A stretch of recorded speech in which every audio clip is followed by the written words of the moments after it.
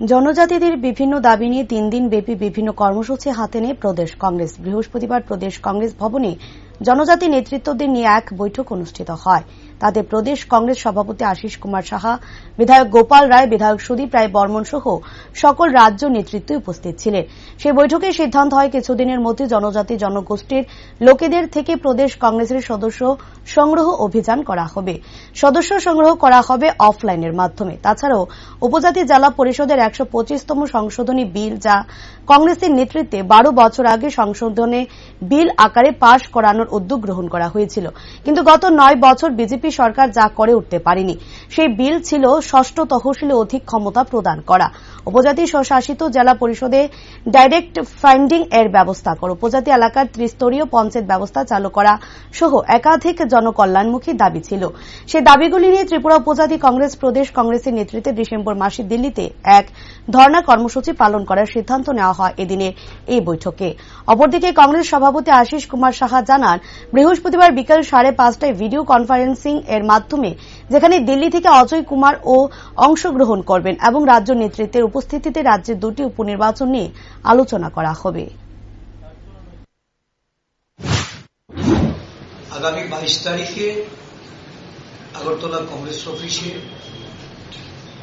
রাজ্যের আদিবাসী নেতৃত্বকে নিয়ে একটা সভা আহ্বান করা হয়েছে। এই সভায়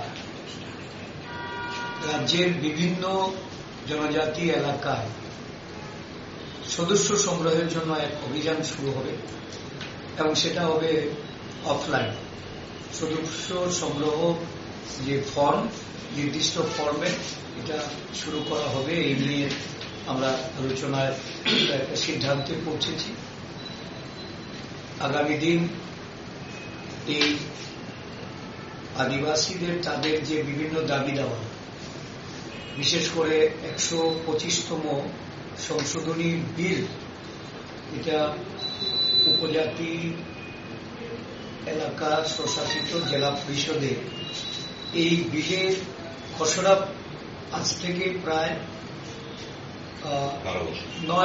12 বছর আগে এটা কংগ্রেস সরকারের যিনি প্রধানমন্ত্রী ডক্টর মনমোহন সিং, উনি সেটাকে বিল আকারে খসড়া পাঠিয়ে এই প্রস্তাব সংসদে পাশ করানোর উদ্যোগ গ্রহণ করেছিলেন। পরবর্তী সময়ে বিজেপি সরকার ক্ষমতাসীন হয়ে গত 9 বছরেও এই বিলটা পাশ করাতে পারেনি।